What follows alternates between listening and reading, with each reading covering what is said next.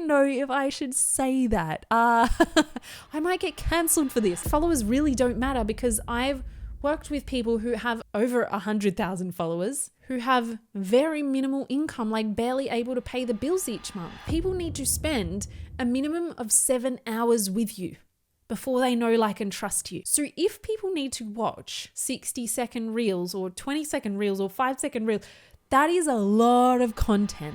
All right, welcome back to Unstoppable Success. Today, I actually want to talk about if I lost my entire personal brand, every single follower, all of my social media, all of my emails, my website, everything, this is how I would start again. And I'm not just talking about the tactical stuff. I'm going to go through that as well, but I want to share with you what it's taken to build my personal brand over the last few years and how I would actually do it and probably fast track it. I've worked with so many of my clients sharing these lessons on what I've had to figure out over the past 6+ years, a lot of identity work, a lot of inner work for me to get to where I am. And I've helped them collapse that into 6 months. I have some incredible clients who've come in and made like 50K in their first launch, made over 100K in their first 6 months in building their personal brand because they followed these steps that I'm about to share with you. And so when you can learn from others who have been there and walked the path, you can collapse that time real damn fast. So if you're wanting to call in bigger opportunities, if you're wanting to start a personal brand from scratch, or maybe you're looking to elevate your current personal brand to a whole new level of icon status, then I'm going to break it down all for you in today's episode. But before we dive in, have you got your ticket to my iconic personal brand workshop? Because I am coming across Australia in May. Make sure you get your tickets. It is going to be incredible. We are already over 70% sold. So I am freaking excited. I booked a bigger venue this time too, which scared the pants off me because there was no guarantee that I was going to fill that venue, but I have no doubt we are going to sell out again. So if you want to come, we're going to be in Perth and Melbourne. If you can't make it for whatever reason, I have some free resources that I've put for you inside the show notes. Click on over to those. You can watch them virtually, or if you just want to dive into everything, get your ticket, get the free resources, trainings, everything that I have for you. But let's buckle in. Let's strap in because I'm going to be going through this quite fast. I have a few things that I want to share with you, how I would rebuild my personal brand from scratch. So let's get into it. Number 1 is get so damn crystal clear on my message, who I'm here to serve, my impact, my legacy that I'm here to leave. Now, so many people get stuck in, I'm a hairdresser. I want to be the leader in the hairdressing industry. Okay, cute, but like, doesn't everybody? Why would anyone want to be the follower? Everyone wants to be the leader, right? Or people are like, I am a business coach for success. Okay, amazing. But like, I don't know what that means, or I don't know if that is for me. And if we want to truly build a movement, it needs to be something so crystal clear that your ideal clients are like, oh my gosh, that is me. Now, where most people go wrong is they think they have to choose a niche, or they think it has to be on a certain topic. Like, I am a mindset mentor. Okay, that's clear. Great, got it. But you could do mindset for kids. You could do mindset for moms. You could do mindset for business. So then that's the next level they do. Okay, what's their title? But here's what I want to know more so is, what is their psychographics on who you're targeting? Are they beginner? Are they multimillionaire in business? They have very different problems. So you need to get so crystal clear on who you're helping. What kind of person are they? How do they think? I don't care if they're a mum or a child. I don't care what templates, what reels, what trends you want to jump on. If you're not speaking directly to them and their level of pain or desire, then it's not going to land. So start with that first, understanding what level are they on in their journey. If you're a mindset for business owners, well, what kind of mindset problems are they having? Are they beginners and they've got a lot of self-doubt and they need to just move? Is it that they're at a new level and they're like, oh shit, I'm now being seen by 1 million people. I need to ground into anchoring into that. It's very different, right? And if you're speaking to all of the things, that means you haven't yet chosen who you're speaking to. So get so damn crystal clear that no one can misunderstand what you're here to do. but really getting clear on your mission as well. How do you want to help those people? How is your way different? And getting really bold with that. So that's number one. Clarify your messaging and positioning. Who do you want to be known as? What do you want people to be saying about you when you're not in the room? Number two, commit. The amount of people that I speak to that are not yet fully committed, like they're 90% committed, but it's not like 150% committed, right? You know what I'm talking about. It's those moments where you feel like, not feeling it today. I'll do it tomorrow. If you're dead serious about building this impact, about building this mission, about building the flow on success that you get to have as well, you need to be committed. So I would be showing up on social media, whether I got 1 view or 0 views, I would be showing up consistently anyway. Right now, I'm posting 1 to 2, sometimes 3 if it's collab post with like podcasts I've been on, things like that, per day. Now, it doesn't mean you have to be doing 3 per day, but consistently showing up. If you're showing up for like 3 days and then you 5 days disappear because you're overloaded and overwhelmed, that's not going to build momentum. If we want people to trust you, they need to have this level of, you're not just there sometimes and then you disappear. It's kind of like the dad abandonment issues that they always have in movies. It's like, oh, I don't trust people because the dad was there sometimes and then he wasn't there and I didn't know when he was going to be there and when he wasn't. So it's like, show up consistently. This podcast, you have an episode every Tuesday, sometimes Thursdays as well. Sometimes I'm like, let me give you a little bit extra love, but show up consistently so that your audience can build that trust, build to like you, know you, and trust you. And please don't wait until it's perfect. Just show the hell up. When I first started my personal brand, I started out with like Mindset Mondays and I would get on and I would just be messy. I would have like a filter on. I would just be like straight out of bed in my pajamas because I love just working in my pajamas. Let's be real. I would show up. I didn't care what people thought of me. I didn't care what I looked like. Obviously, over time, we can fix that. But if that is the thing that's stopping you from showing up, don't worry about it. Show up messy. Have fun with it. Don't worry about the strategy. Show up consistently. Beat strategy every single time. Number 3, own your opinions boldly. Because let's be real. If you're a thought leader, you have thoughts and you say them before anyone else does. Because that's what a leader does. They do the things that no one else is doing so others can follow along with you. So if you want to be a personal brand, you have to have unique, genuine thoughts. And if your brain just said, oh, I don't really have any unique thoughts, I can guarantee you do. But it's fear saying, I probably shouldn't say that.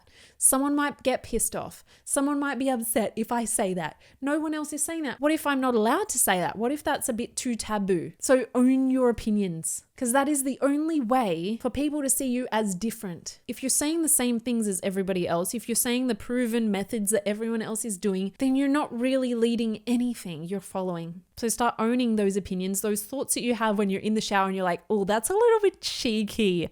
I don't know if I should say that. I might get cancelled for this. Say it. Deal with that later, right? We deal with the haters later. Listen to the previous episode, right? But own those bold opinions because you have them for a reason. You see the world in your unique way. Even if you have opinions that you think that sounds boring, share them too.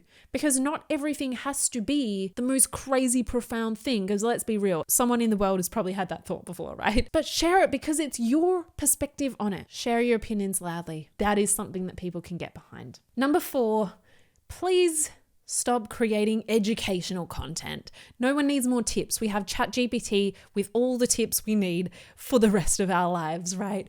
No one needs 4 how-to tips because let's be real, no one does them. No one goes away and does them. They might think, oh, that's interesting.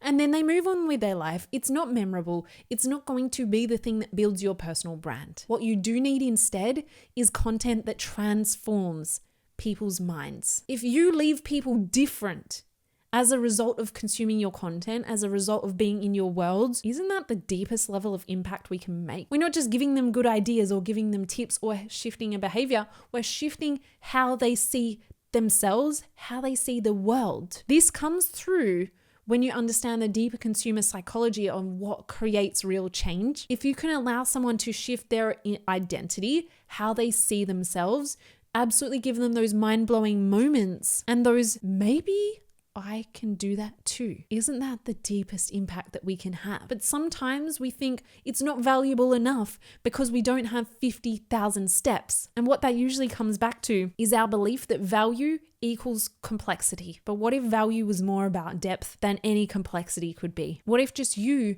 sharing behind the scenes of your business on what you're doing, on how you lead yourself, actually changed the entire way someone shows up? That is real impact. So start sharing more of behind the scenes, how you lead, how you navigate things, but also start to understand the deeper consumer psychology around how do I transform someone's mind. I go into that for like a whole last hour. I'll put the links in the show notes if you want to dive more into that, but start to think about this because this is a really powerful way to start shifting your audience. And who seems more like an expert? Someone who's sharing how they lead themselves, someone who's sharing content around shifting your perceptions of the world, or the person with the 5 top tips? Because I know who seems more like a thought leader to me, and it's the person who's actually making an impact. So remember that next time when you feel like you have to give your audience all these tips because otherwise you're not valuable. Remember, the way you think is the valuable piece. That creates more change than any tips ever will. Number 5, please build a community, build true relationships, not just followers. Let's be honest right now. Let's sit with some real self-honesty. Have you ever wished you had more followers? Be real. Like, even I have. I can definitely tell you I have. Because there's like this pedestaling that happens when you get more followers. There's the dopamine hits. There's the, oh my gosh, people love me feeling, like all of this that comes with it. And so a lot of people think about a personal brand means I need to have 100,000 followers, 1 million followers. Otherwise, I don't have a big or strong personal brand. Let me tell you, I've built $1 million personal brand with 13,000 followers. I've never gone wildly viral, but yet I've built a very sustainable business that changes people's lives on the daily. I've coached thousands of clients. I have sellout events. Isn't that the purpose of building your personal brand anyway? So followers really don't matter because I've worked with people who have over 100,000 followers, who have very minimal income, like barely able to pay the bills each month. And so it's this deeper level of impact, deeper level of influence that we get to unlock if we really want to make a difference, if we really want to build a sustainable personal brand and be paid literally for being us. But I first focused on relationships, not because I was thinking, let me DM all these people so I can make a sale. I've never done cold DMs. I've never done cold pitching. I've never done any of that. I look at building real relationships. I'm messaging. If you come and follow me today, you'll probably get a message and it's from me. It's not from like a bot. It's not from anybody. Like I will literally voice note you back. You can be like, is this actually Jess? It is. And there may be a time where I can't do that. Ongoing, right? And let's be honest, I don't message everybody because sometimes I miss them or sometimes I'm just like not the vibe. Like I'm not going to message everybody if I genuinely don't want to make a relationship with them, right? But I genuinely want to know about people's business. I want to know what they're doing. I want to know their mission, their purpose.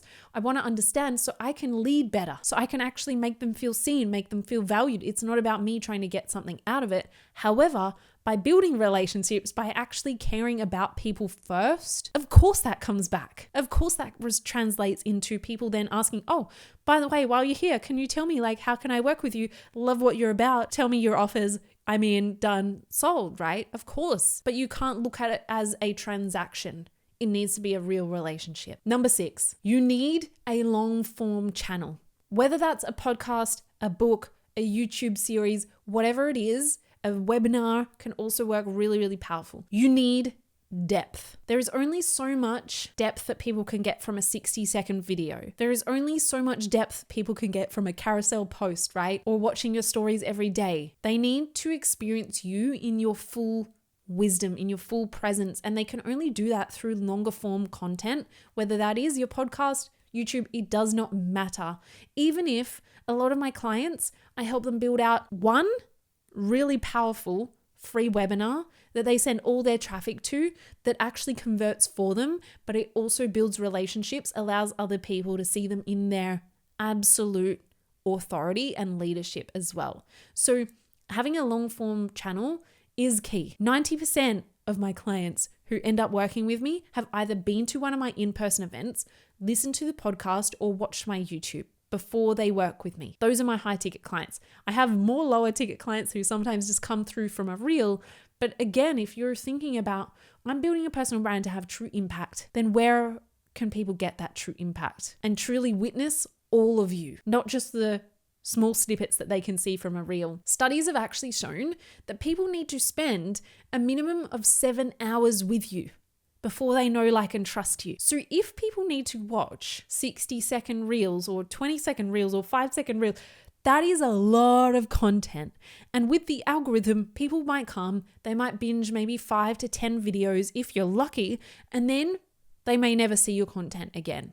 They may never get to experience that depth from you. They forget who you are and they move on. So if you really want more bang for your buck in terms of energetic output and results, impact-driven results, but also that lead to sales, get a long-form channel and do it with intention. Because again, it's still not helpful if you're just showing up like, here are my 4 tips today, right? Take people on a journey, let people see who you are, let people see your thought leadership. All of that needs to be woven in through it. That is how you create a movement. That is how you create action from your audience as well. Number 7, invest in your growth even when it feels scary AF. Because the fastest route to any goal is to learn from those who've been there before, or to get help from an expert, or to have someone push you or see your potential and say, I think we can stretch it a little bit further. I've always invested in myself. Before I even started my personal brand, I joined a mentorship program, which was about 12 months long. And it was a massive investment. It was $50K. And let me tell you, I didn't get any business growth after 12 months. However, what I did get was way more valuable. It was confidence. It was self-belief. It was getting out of my comfort zone. It was actually realizing, oh my gosh, I think I can do this.